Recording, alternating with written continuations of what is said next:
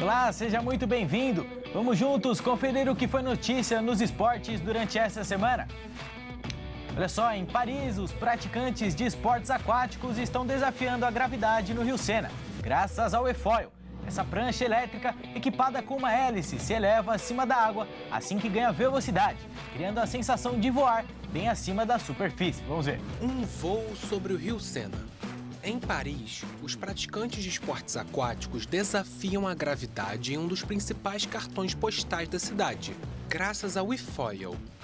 A prancha elétrica, equipada com uma hélice, se eleva acima da água assim que ganha velocidade, criando a sensação de voar sobre a superfície. Em meio a tantas atrações turísticas, os parisienses adicionaram mais uma para o roteiro da capital francesa. Nossa. Quando você começa a sentir essas sensações, dá mesmo vontade de ir mais longe, de se levantar. E assim que você começa a voar, principalmente quando está sobre a água, a sensação é incrível. Dá a impressão de que você está voando sobre a água. O sentimento que você busca é o de se erguer acima da água. É bem especial. Pessoalmente, nunca encontrei um esporte que permita sair da água mantendo o equilíbrio. Então é algo bastante único, e além disso é em Paris. A atividade se chama Foil em Paris e vai receber visitantes até o fim de outubro. Quem tem a chance de surfar na prancha pode contar que de fato voou sobre a água.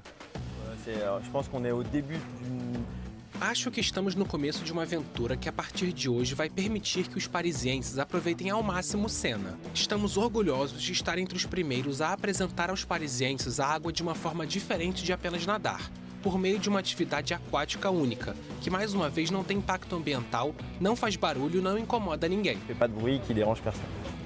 Uma aventura que parece as das histórias retratadas nos filmes que se passam na Cidade Luz. Se o cinema ensina que o impossível muitas vezes se torna realidade, Paris demonstra que a vida sempre acha formas de superar o imaginável. Abaixo dos visitantes e do céu, o Sena não é o limite. Bom, e mudando de esporte para falar sobre ginástica artística, isso porque Rebeca Andrade voltou a mostrar porque é uma das maiores ginastas do mundo. A campeã olímpica fez a maior nota da temporada no salto, mas mesmo assim ficou fora da final do Campeonato Brasileiro. Rebeca Andrade brilhou no Campeonato Brasileiro de Ginástica Artística em Brasília ao conquistar a maior nota do mundo no salto em 2026. A campeã olímpica recebeu 14,800 pontos após executar com perfeição um Yurchenko com dupla pirueta, confirmando a excelente fase no retorno às competições. Mas apesar da nota histórica, Rebeca não disputará a final do aparelho. Isso porque, pelo regulamento, é necessário realizar 2 saltos para se classificar. A brasileira fez apenas um, já que a apresentação contou apenas para a disputa por equipes, defendendo o Flamengo. A decisão foi tomada em conjunto com a comissão técnica da seleção brasileira e do clube. O objetivo é preservar a atleta e concentrar a preparação para o Campeonato Mundial de Roterdã em outubro, principal compromisso da temporada e primeira competição classificatória para os Jogos Olímpicos de Los Angeles 2028. Mesmo sem a vaga na final, o desempenho reforça que Rebeca segue entre as melhores do mundo. Ela agora lidera isoladamente o ranking das maiores notas da temporada em um único salto e demonstra que chega forte para buscar novos títulos internacionais. Bom, em meio à maior crise política da gestão Gianni Infantino, a direção da FIFA saiu em defesa do presidente e admitiu falhas na condução da proposta que previa a entrada de investidores privados na entidade. Vamos ver.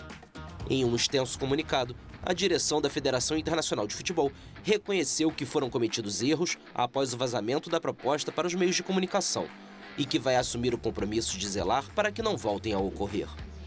A entidade afirmou que os membros de seu conselho de direção, presentes na reunião, reafirmaram seu pleno apoio a Infantino, reconhecido como o único responsável eleito pelas 211 associações membro da FIFA.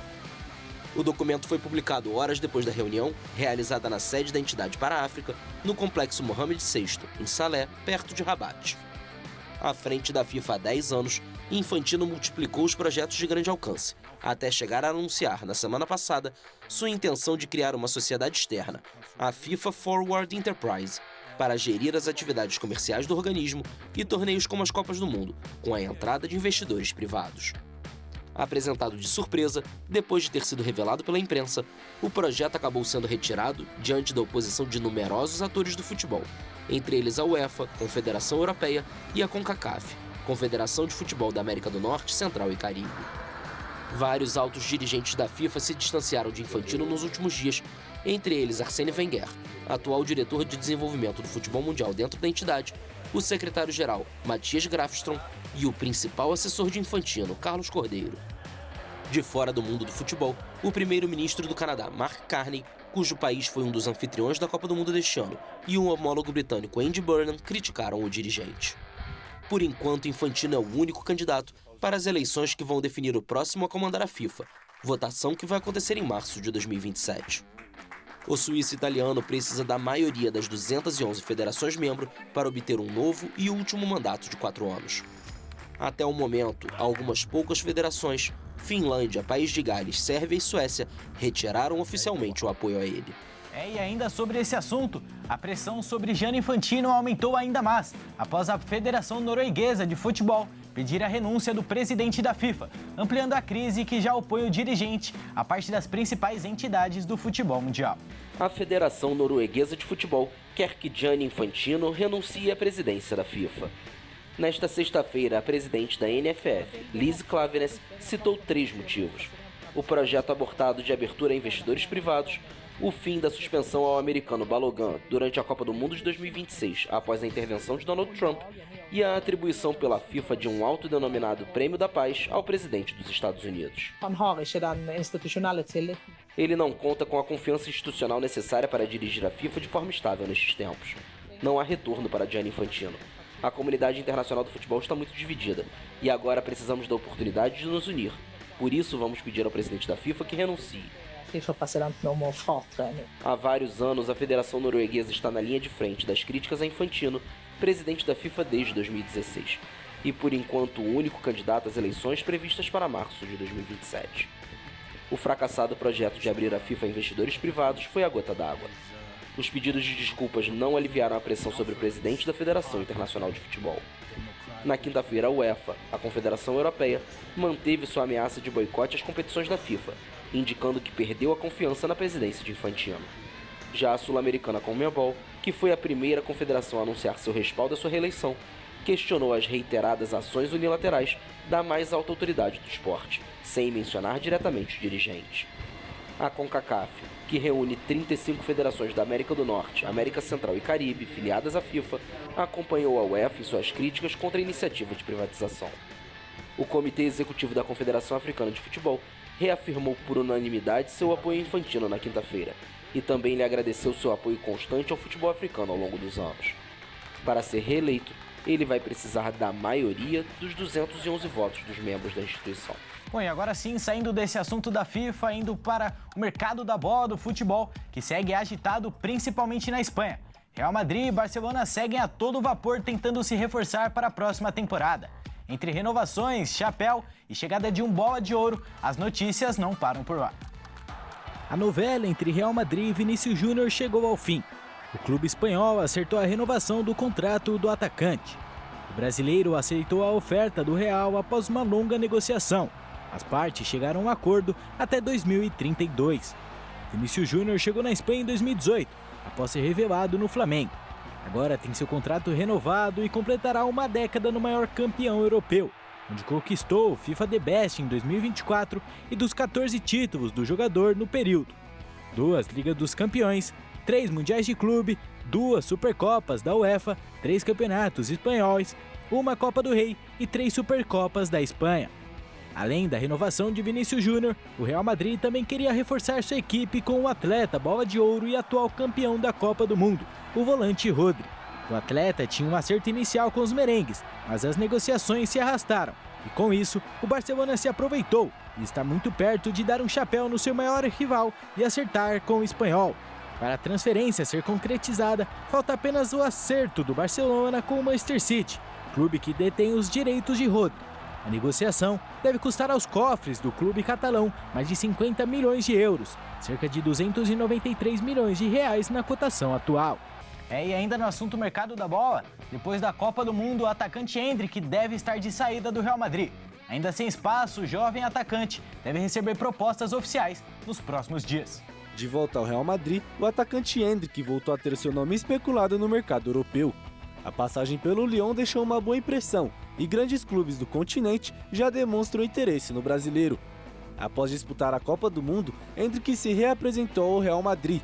Sem o futuro definido no clube merengue, o atacante passou a ser monitorado por Real Betis, Real Sociedad e Villarreal. A Roma também entrou na disputa pelo jogador. O interesse do Real Sociedad não é novidade. O clube espanhol já havia ficado bem perto de acertar o empréstimo antes de sua ida para o Lyon. A negociação, porém, acabou não sendo concluída por causa de uma lesão no menisco do jogador. Com espaço no elenco do Real Madrid, que conta com Vinícius Júnior e Mbappé no setor ofensivo, Endrick deve buscar mesmo um novo clube. O impasse agora está no modelo da negociação. A Real Sociedad tenta um empréstimo simples, enquanto a Roma pretende apresentar uma proposta de empréstimo com opção de compra e cláusula de recompra para o clube merengue. E o mercado da bola aqui no futebol sul-americano também continua agitado. Cercado pelos troféus do Colo-Colo e abraçado por milhares de torcedores, Vozinha, o goleiro surpreendente da Copa, cumprimentou seus novos apoiadores no Chile. Nesta semana, ele pisou no gramado monumental de Santiago pela primeira vez e a torcida chilena fez uma festa linda para recebê-lo. Vamos ver. Como se fosse uma partida da Copa Libertadores, milhares de torcedores receberam o goleiro cabo-verdiano Vozinha, a mais nova contratação do Colo-Colo e uma das revelações da Copa do Mundo de 2026, no Estádio Monumental de Santiago. O goleiro de 40 anos cumprimentou os torcedores do clube pela primeira vez, após uma chegada que gerou um verdadeiro frenesi. Sua popularidade disparou durante a Copa do Mundo. Vozinha brilhou contra seleções campeões mundiais como Espanha, Uruguai e Argentina e foi uma das figuras-chave na campanha histórica de Cabo Verde. O torneio o transformou em uma celebridade internacional. Sua conta no Instagram passou de cerca de 50 mil seguidores para mais de 29 milhões em apenas algumas semanas.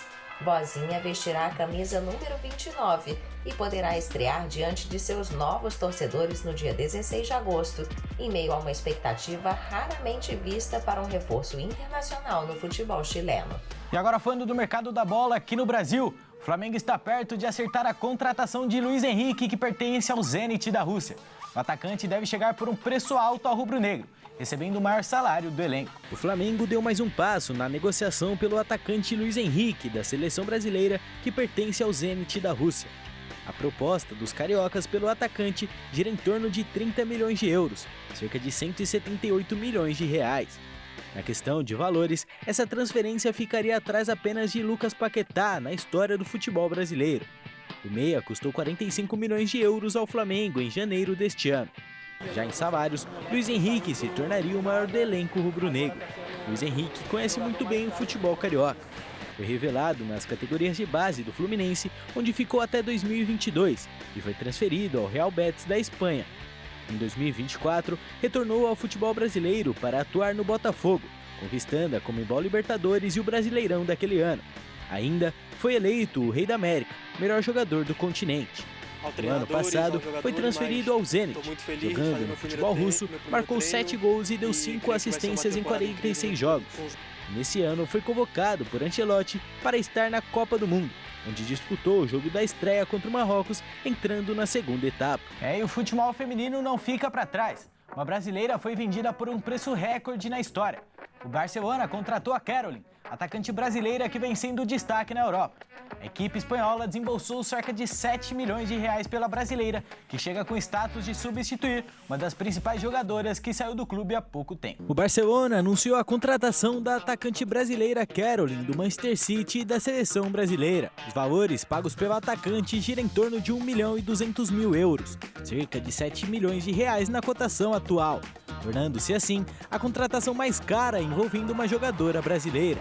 Além disso, quebra outros recordes também, como a maior venda da história do Manchester City no futebol feminino e a maior compra do Barcelona na modalidade. A equipe espanhola, atual campeã da Champions League feminina, já estava à procura de uma substituta para Alex Putella, maior artilheira do Barcelona, que foi para o London City. Essa transferência de Caroline supera a venda de Amanda Gutierrez do Palmeiras para o Boston Legacy em outubro do ano passado, por $1 milhão, cerca de R$5 milhões na cotação da época. Caroline chega com status de estrela à equipe catalã, já que vive sua melhor fase na carreira, sendo um dos pilares da seleção brasileira de Arthur Elias para a Copa do Mundo de 2027 que acontecerá no Brasil. No Manchester City, seu último clube, Caroline se tornou na temporada passada a primeira brasileira a conquistar o campeonato inglês feminino, além de ganhar a Copa da Inglaterra da temporada 2025-26. Agora sobre bola rolando. Na Copa do Brasil já estão definidos os 8 melhores. Nesta semana foram decididos os jogos de volta da competição. Vamos conferir um pouco do que aconteceu. Estão definidos os 8 clubes classificados para as quartas de final da Copa do Brasil. Santos e Atlético Mineiro garantiram sua vaga na terça-feira. Com vitórias magras por 1-0, o Peixe fez o suficiente para eliminar o Remo, enquanto o Galo superou o Juventude em duelo marcado pelo gol da vitória no último minuto. Na quarta-feira, o Cruzeiro venceu a Chapecoense sem dificuldades por 2-0. Com o domínio das ações durante a maior parte da partida, a Raposa construiu o resultado com segurança e confirmou a classificação diante de sua torcida. O Grêmio derrotou o Mirassol em sua arena. Depois de ter empatado em 1-1 no primeiro jogo de ida em São Paulo, a equipe gaúcha aproveitou o fator casa para controlar o confronto e garantir a vaga entre os 8 melhores da competição. O Palmeiras, que já tinha uma boa vantagem, confirmou sua classificação mesmo com a derrota por 3-2 para o Fortaleza. O time cearense pressionou e até venceu o jogo, mas o resultado não foi suficiente para reverter a diferença construída pelo primeiro jogo do Palmeiras aqui em São Paulo. O Vasco surpreendeu o Fluminense e venceu o Tricolor por 3-1. Com uma atuação eficiente no setor ofensivo, o Cruz Maltino aproveitou as chances criadas e eliminou seu rival carioca. O Internacional quase se complicou diante do Corinthians, mas avançou mesmo derrotado por 2-1. O Colorado sofreu pressão na maior parte do jogo, porém administrou a sua boa vantagem conquistada na primeira partida para assegurar a sua classificação. O Vitória conseguiu uma grande reação, reverteu a desvantagem de 2-0 e goleou o Atlético Paranaense por 4-0 no Barradão. Empurrado pela sua torcida, o Leão Baiano teve uma atuação impecável e construiu uma das maiores viradas dessa edição da competição. Os confrontos das quartas de final da Copa do Brasil serão definidos em sorteio, marcado na terça-feira, às 11 horas da manhã, na sede da CBF no Rio de Janeiro.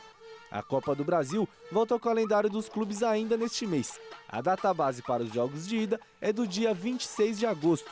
Já as partidas de volta estão previstas na semana seguinte, com data base em 3 de setembro. Então fica o convite, terça-feira, dia 11, você acompanha tudo aqui ao decorrer da nossa programação, o sorteio, os times que foram definidos, então fica o convite.